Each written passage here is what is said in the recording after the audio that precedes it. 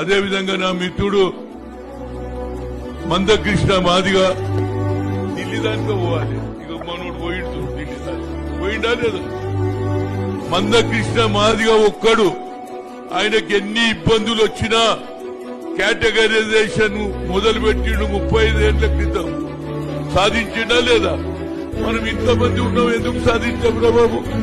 కానీ మనం తప్పనిసరిగా నేను మందకృష్ణ కూడా రిక్వెస్ట్ చేస్తున్నా, ఎందుకంటే ఒక అవకాశం వచ్చిందిరా బాబు, మా బీసీలకు న్యాయం చేస్తావా లేదా?